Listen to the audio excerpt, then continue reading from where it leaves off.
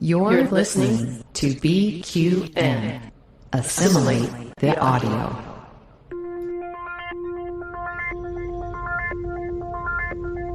Engage. 78 years have passed since the days of the original USS Enterprise. Now a new Galaxy starship has been designed.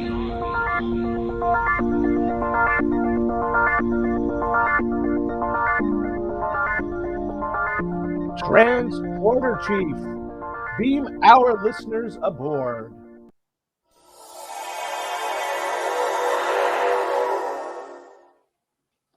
Welcome to Galaxy Class, a Star Trek The Next Generation podcast on the BQN and the Fandom Podcast Network. I am your host this week, Galactic Tour Guide Kevin Scarf. With me is Counselor Amy Nelson. Hello. Hello. I'm so excited. A new title, Mr. Kevin. Well, I came up with the idea for this sort of tour of the universe, shall we say, and I thought a new title was required. What do you think? I love it. I'm very excited to be discussing. We'll get that later because, yeah, we love to travel. Mm-hmm. But how are you doing? Are you, we're in the middle of winter and it's cold. So you do need some vacations. It has been a crazy winter in that it gets real cold and then it gets warm and everything melts and then it gets cold again. Well, we've had our coldest cold snap of the year. It got down to minus 29 last night, which in either Celsius or Fahrenheit is just dang cold. So, it hasn't been pretty, but I got away last weekend. I had a fun weekend visiting some friends in Nashville, Tennessee, and had a great time. So while I'm sad that I missed recording with you and Joe last week, it was fun to just get away and be in a new place that didn't have any snow. It wasn't exactly warm, but there was no snow. Right. Yeah. So you do get the snow that melts off the roads, but does it still stay around? Well, this winter, no. We haven't had that much snow, and it warms up enough that it all melts and then it comes back again, which is really weird. I would prefer a winter where it gets cold, it snows, and then it sticks around for several months and then goes away. Mm-hmm. Because this up and down isn't really good for anybody's health, I don't think. No. Yeah. So, yeah. And how are things in Las Vegas? Doing well. For some reason, I've had a very busy social calendar of, birthday parties and friends and going out and people coming into town. So I have been extremely busy and it's been really nice, actually. Do you think it's because we're finally in a real post-pandemic period and people are getting out and people want to get out? And Yes. Yeah, I'm having trouble finding days where I can just stay in my nice cozy house and exactly. Do nothing. Yeah. What a problem to have. It's a terrible problem to have being such a social person, but oh well. We'll get through it. We will get through it. So are you one that likes to have things calendared out? Or are you just, I'm going to go hang out with so-and-so because you have time? Some of one and some of the other. Because I'm currently rehearsing a play. Those are scheduled. So I know Sundays and Tuesdays I have to go to rehearsals. I've started going to the gym. Yes. And I go to the gym on Mondays and Wednesdays usually. This week we just happened to throw in a friend came in from out of town and wanted to see a bunch of people. So we had to get together Thursday night. We're doing an improv show next week. So we had a workshop last night. I'm like, I don't have a day to stay home. So, but today is Saturday and I have no plans and nobody has any plans to see me. So I am staying inside where it's warm. Yes. Yeah. So why don't we get going and we'll check the communications array and see if we have any comments from our listeners. Logs accessed. Well, we did get one comment. Again, the turnaround time is so quick on this. Yeah. And fortunately, we don't have Joe to answer. We were talking about some Greek foods and desserts, and Rhea chimed in and said, Joe, were you thinking of, and now I can't even say these, kataifi? Kataifi? Sure. It's amazing. So is galactoburico. Rhea, you can't be giving me these difficult words to be saying and then not be on to help me pronounce them. Yeah. Yeah, we'll Girl. need to keep a list of all of these Greek words, and then when Rhea comes back, we'll just have her say all the words. Yes.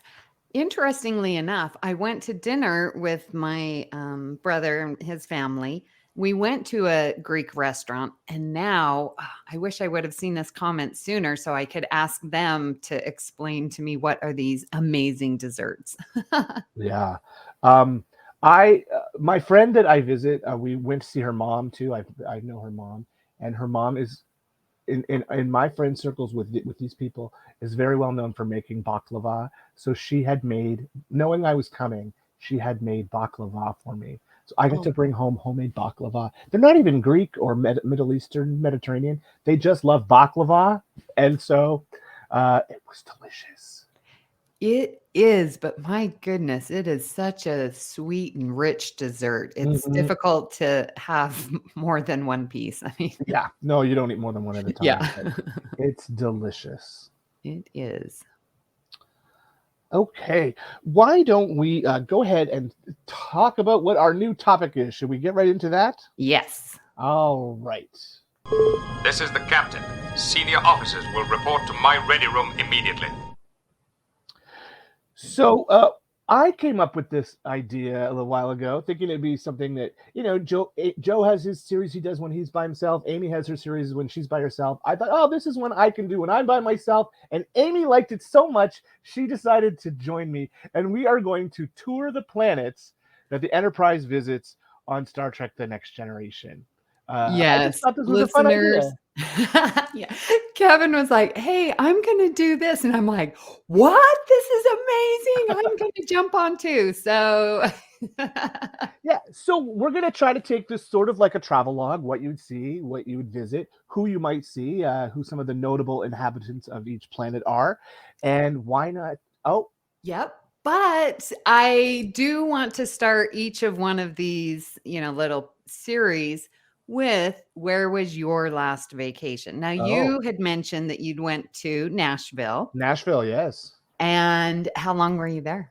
It was just a weekend, so I left Okay. Friday morning and came back Monday afternoon. So I had, 2.5 days really, because Yeah, airport travel. mornings. But it was just nice to get. I just wanted to get away from the winter, and because of my new work schedule, I get these 4-day weekends every other month, and I thought, why not take advantage of it? And I found a good deal on a flight and went to visit my friend in Nashville, Tennessee, and it was just a really great time. And I saw that you did some wine tasting. Well, we went to an improv show that was at this place called City Winery. And if you're going to a place called City Winery, you need to try the wines. And they had a nice flight of wines that wasn't too expensive. So A very good pour, I might yeah, add, they were good pours for what for a what I paid tasting. for it. Yeah. Yeah, and we saw a great improv show and had a great time. The food was good there. It was just lovely. Yeah, it was a really nice time. Yeah. We're not country music people, so we didn't do a ton of like that kind of stuff. Oh, But but I saw that you at least were on the grounds of the Ryman yeah, we Grand did. Ole Opry. So Sunday morning we went to brunch at a magic club, and it was right in downtown Nashville. Actually, the place is called House of Cards, and it's underneath the Johnny Cash Museum. You actually enter through the Johnny Cash Museum. So after brunch, we wandered around downtown and walked up towards the Ryman. And I got my picture taken with some of the statues like Loretta Lynn and other famous country people who were up there. So yeah, that was fun. And then we went to the Tennessee State Museum. Yes. Did you Uh, just love it? And wasn't it Gorgeous. beautiful? Yeah, it's a Yeah. gorgeous museum and free. That's Right. I forgot to mention that. So I'm so glad that you went there. And then I saw you did the little market, farmer's the market. Nashville Farmers attached Market to is it. right there. By Yeah. the time we got there, it wasn't super busy, and but I did have a bubble tea and just sat and relaxed because I've been on my feet all day, and it was Mhm. good. And then we went to another improv show that night at this place that I think it used to be a car factory. So it was a very industrial old building, but they've turned it into this complex that's got like shops and bars and entertainment venues in it. And it was pretty cool too. So yeah, it was really Yeah. fun. Very good. And then I flew home Monday. My direct flight got canceled weeks ago, and I got rebooked on a flight that had a very short connection window at LaGuardia Airport in New York. And so I was very concerned that I wasn't going to make it. But we got there in lots of time, and I got home, and we're back Very good. in the cold. Yes. How about you? When was your last vacation? My last vacation, I had to look on my calendar, was over New Year's. I left to go to Pasadena to attend the Rose Bowl where my Utah Utes Right. were playing. Yes. And that was just amazing. I stayed with my cousin who lives in Pasadena, and the night before we go out walking because they park the floats on the streets before the parade the night before. So we went out around 11 p.m. and like this is this amazing tradition, and you can walk up and down the streets. They close it all off, and they have the people who make the floats describe, sort of the theme and what they were thinking for their floats. Just really a wonderful time. And then, of course, going to see the football game was amazing. I'm sure I've talked about it before, but that was my last vacation. Nice. Very nice. Yeah. So let's talk about Deneb IV. This is the planet where Farpoint Station was built. Do you think this is a planet you would like to visit? Well, knowing that there is an amazing shopping center there, big outlet mall where, Beverly Crusher can pick up some beautiful fabrics with some gold and sparkle. Yes, I definitely enjoy a good travel shopping vacation. Yeah, no, we did some shopping when I was away too. So outlet shopping is always a good thing to do when you're traveling. Yes, and apparently you can get anything you want there. So Yeah, but doesn't it come with a bit of a price? yes, a heavy price. Yes. Yeah. Well, speaking of the planet, I think the major attraction, the major thing that you're going to see when you go to Deneb IV is Farpoint Station, right? Yes. We don't get much of a view of the rest of the planet, but Farpoint Station is pretty much a big enough draw. Yeah. So when I'm thinking of the episode and just specifically Farpoint Station, they seem to have the station that's built sort of away, and then Groppler Zorn has that old downtown that's in the caves and stuff. So there seems to be two separate, I don't know, city centers, I guess, if you will. One that's more your commercial district, and one that's it's like the Las basically Vegas enslaving Street. the aliens. It's like the Las Vegas Strip and Fremont Street, right? Oh, yeah. No. So one was designed to attract the Starfleet people, right? And one is where they traditionally grew up. Now, it's interesting. Listeners, a lot of this research is coming from Memory Alpha. And if you go to the Memory Alpha page about Deneb IV, one of the things they'll mention is that the planet was also mentioned in the original series episode Where No Man Has Gone Before. Kirk says that it was one of the first places where Gary Mitchell tested positive for telepathic abilities. Oh. Yes. Now, it's just a quick mention. The episode doesn't take place on Deneb IV, but the Deneb IV that's in Next Generation is so much farther away from Earth than the Federation had explored in the original series time that it leads us to believe that there are actually two Deneb IVs in the Milky Way galaxy, in the Alpha Quadrant. Right. In Star Trek canon. Yes. It appears there are two Deneb IVs. So do not get confused. Do not get on a flight to the Deneb IV with the telepathic people as opposed to the Deneb IV with Farpoint Station. It's just mistakenly going to London, Ontario instead of London, England. Right. Or mistakenly going to Las Vegas, New Mexico instead of Las Vegas, Nevada. Yes. Yeah, I've heard of people going to Sydney, Nova Scotia instead of Sydney, Australia, and they're in for a big shock when they get off Oh, the plane yes. in Nova Scotia. Well, yeah. I was looking at the word Deneb, Mhm. and I did not know that it was an actual real life let's say that word for me. Astrological No, feature? astronomical. Yes. I did not know that it was an astronomical real life feature. And Deneb is Arabic for tail or tail of the swan, and is also called Alpha Cygni, which is one of the brightest stars with an apparent magnitude of 1.25. This star, at 1,500 light years distance, is the most remote and brightest of the 20 apparently brightest stars. It lies in the northern constellation Cygnus, with the Vega and Altair forms the prominent summer triangle. So those three stars are very prominent. And the constellation also contains such notable objects as the Cygnus X1, which is the first known black hole, and the Cygnus Loop, a large supernova remnant. So that's pretty cool. Like there's like real life sciencey stuff. Joe, why aren't you here helping us out? Yeah, there's some pretty big astronomical events happening in the Cygnus system. So Yeah, so I love that the writers included that. yeah, that is pretty cool. So what? Let's talk about the people of Deneb IV. The one that we meet most, that I think is the only one who we ever actually really talk to, is Groppler Zorn, correct?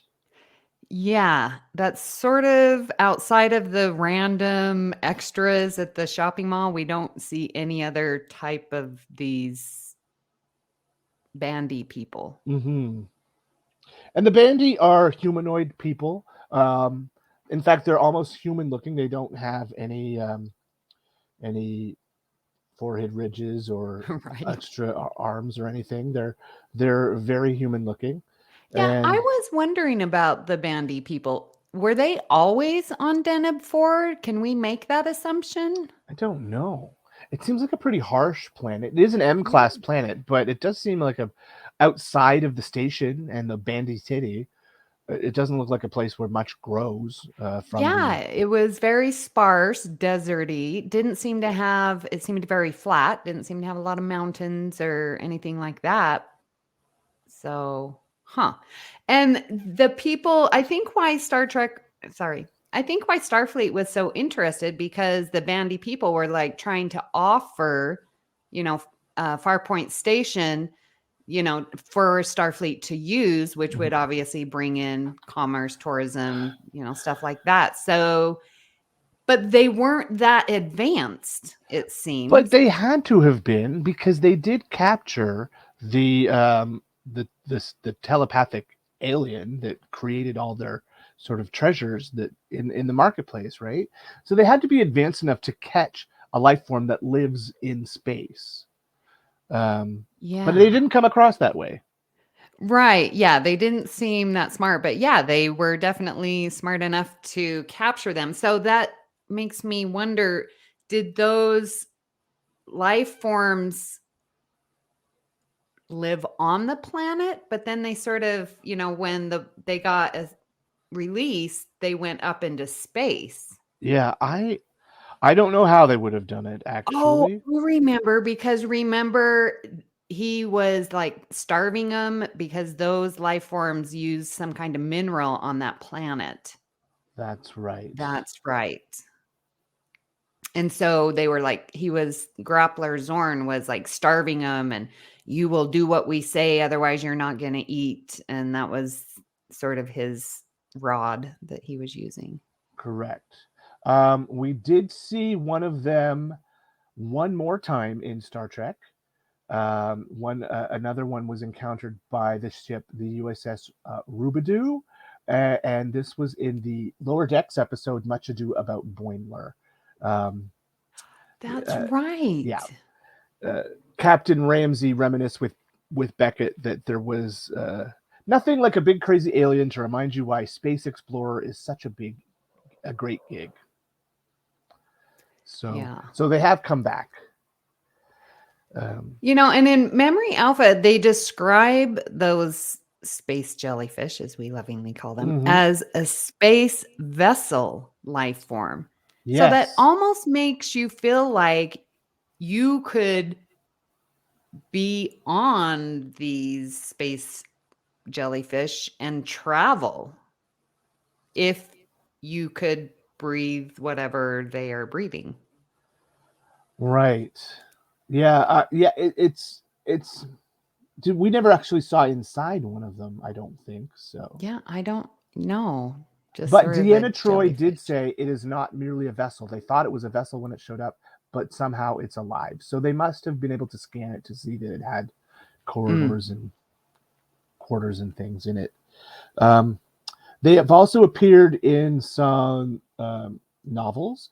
In the Titan novel Orion's Hound, Riker encountered them again, and in that case they called them star jellies. And they also appeared in a mission in Star Trek Online. And so they've appeared a couple of times in sort of greater Star Trek works. Well, it also says a DS9 novel, The Fall of Terok Nor, that it's mentioned that by 2374, a real Farpoint Station has been constructed. Yes. So that is good. So I guess the placement of the station was good, just not why the station was there originally. Right. What we saw of the Bandy people during the Enterprise's visit there was that the women covered their faces with veils, it seemed like. Yeah, that's so right. it's, and the planet did give off sort of a Middle Eastern marketplace kind of vibe, right?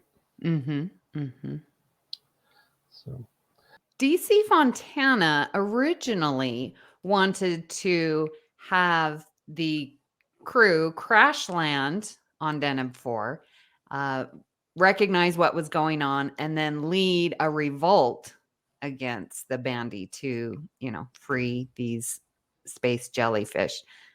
And knowing that this was sort of a test, and we get Roddenberry that brings in the Q, I like what DC was thinking of, but I don't know for a pilot if that would have been enough. I really do like the Q addition to it. Right. Could you have imagined if the first time we ever saw the Next Generation crew, they crashed? Yeah. That wouldn't make us think too highly of them. Good point. That just doesn't seem to make our people seem very competent.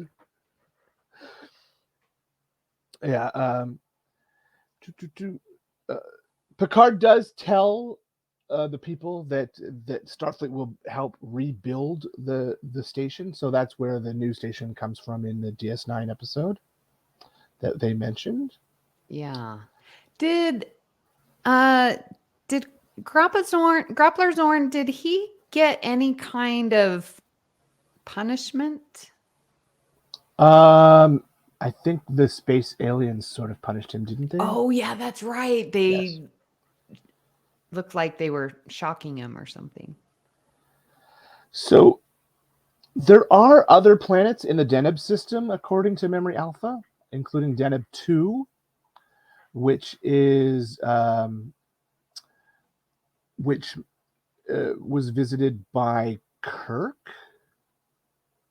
Again, sometimes these things don't hold together all that well because, these stories are being told as they go, and they don't always check. But Deneb II was the site of several murders of women committed by the Red Jack entity in the episode Wolf in the Fold. Wow. Deneb V is the homeworld of the Denebians, which was a warp-capable species as seen in the original series episode I Mud. And Deneb 20 is a planet that was listed in a Deep Space Nine on a screen in Deep Space Nine as the arrival in an arrival roster as the point of departure for the GHD Perrot, which is a ship, which was a ship that was only ever seen listed on this screen. So we can't really, we don't know much about that planet, but it is a planet according to the canon of Star Trek because it was seen on screen on a screen. So if this is, we've seen Deneb 2, 4, 5, and 20. Yes. So this is a star system that has 20 orbiting planets, moons, whatever. Sounds like it. Wow.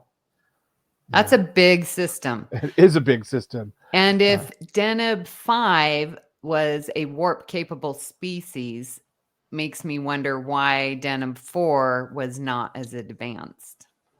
You gotta wonder, too, if, like I said, that there may be 2 Deneb 4s, if maybe we're looking at 2 different systems here. Right. Yeah, because it's sort of, if Deneb 5 was going out, like we've already visited Mars, that's our next door neighbor planet. So I would assume that Deneb 5 would have visited Deneb 4 and you would think. Yeah. But it sounds like there's lots to do in the Deneb system with at least 4 planets that you can visit. But you know what? It sort of does make sense that if the what are they called? Denebians? Denebians, yes. If the Denebians from Deneb 5 visited Deneb 4, then think of Earth, oh my gosh, there's life outside of this planet. That would spur a lot of inventions and, these engineering feats, which is why Starfleet was intrigued in the first place. True. So that does make a little sense if you think about it that way. It does. It does. So that, and it could also explain the Bandai people, why they don't seem as technologically advanced, but could still have the possibility of catching one of these giant space aliens. Yes. Think of the I like things to make us go. They weren't that intelligent. Who were they? The Packleds? Yes, the Packleds. And they, gather, or the Ferengi, they gather, and steal technology and stuff like that. And they're not as advanced, but yet they still gather and collect. They're trying to get a shortcut without developing completely. Well, exactly. That's what the Bandai were doing too, right? Right. They were using this alien's power. Yeah. Now, also, the reason Farpoint Station was built where it was too is because there was a big geothermal energy source there too, right? I think that was also feeding the alien. Right. Yes. So the planet, it can be self-sustaining using geothermal energy, which is that exciting. was the draw. Yep. Yeah. Yep. So, do we have any final thoughts about the planet Deneb 4 and its people? And it's the place where our heroes kicked off their adventures, right? So that is a reason to visit Deneb 4. Absolutely. It's I think a must-see place, just to experience it. Again, I would be having a bunch of empty suitcases to go shopping. What I like about it is that, I don't really like to window shop, but if there's something specific, which I feel I could get at Deneb 4, definitely I would go there with my list and get everything. I would assume that because the people there are wanting Starfleet to, have a station there, that they would be very accommodating. They would be very nice. But then I would be a little suspicious. Are they just doing that for the tourism or are they actually really nice people? I'm sure the overall population is very nice. It's those leaders, man. Sometimes they just get twisted and don't understand, morals. But I think as far as like temperature and stuff, it seemed to be fairly pleasant. Everyone enjoyed their time shopping, so it seemed very pleasant. And I like the fact that once everything was straightened out, that we are going to have a station there, that it is serving its purpose. So I like that about this planet. Yeah. Sometimes people just want something so bad that they do something that they shouldn't in order to get it. And that's what happened here. It's more than just a misunderstanding, and they had to be paid. They have to pay for their crimes, but they were doing it really with good intentions, it seemed. And it's lucky that that Q showed up actually to help take this down. Yeah, that's true. Oh, see, Q isn't that bad. No, he's not. He's just misunderstood. Yes, just misunderstood. Incoming transmission. So we would love to hear what you thought about today's slightly shorter episode and hope that you'll join our Facebook group, the BQN Collective, to continue our discussion there. And then you can also tweet your thoughts to @GalaxyClassPod, or you can follow the network on Twitter and Instagram at BQN Podcasts. Please hit the subscribe button on Apple Podcasts or wherever you get your podcasts and leave us a star rating and written review. That helps others to find the show. You can also follow the entire network's podcast with our master feed by searching BQN. This way you won't miss any of our fine shows like All Good Things, Union Federation, History with the Szilagys, Infinite Diversity, Mickey's Marvels, Trexperts Quiz, and What's the Tea Bev? So, Kevin, where can people find you when you're packing your bags to go to Deneb IV? Well, if I'm packing, I'm here in my cozy little house trying to stay out of the cold. And you can find me on the BQN Collective. I'm in there quite often. You can find me on my other podcast, which is True North Nerds. We are going to be recording an episode today about all the DC Comics announcements that came out this week. So I'm looking forward to talking about that. And you can find me on Twitter at True North Nerds and on Instagram at ScarfK. Amy, where can people find you when mysterious gold patterns suddenly appear across the fabric that you are purchasing? Well, I will be purchasing that immediately before it changes to another color, I guess. What's to guarantee that once I get it home that the original coloring isn't going to come back? Buyer beware. Exactly. There you go. Well, listeners, you can find me here on the network where I'm co-hosting All Good Things and Union Federation. I am on Twitter at Miss Amy Nelson, but my favorite place right there, BQN Collective, Facebook. Priority 1 message from Starfleet coming in on secured channel. So if you'd like to help us keep all our shows coming to you each week, you can become a patron of the network on Patreon. We are putting out more exclusive content for our patrons every week that you won't want to miss, like It's Green or Amy's Math Moments. With a monthly Patreon subscription of $5 or more, you can join our meetings of the Hive Mind on the second Saturday of each month.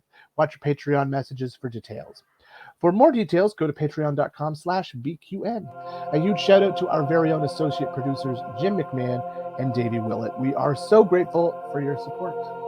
At this time, we would like to thank our executive producers who make this all possible, and a special thanks to Mark White for our artwork and Joe Keegan for our music. So thank you for beaming aboard the Galaxy class, and until next time, great joy and gratitude. Deneb IV, visit the station.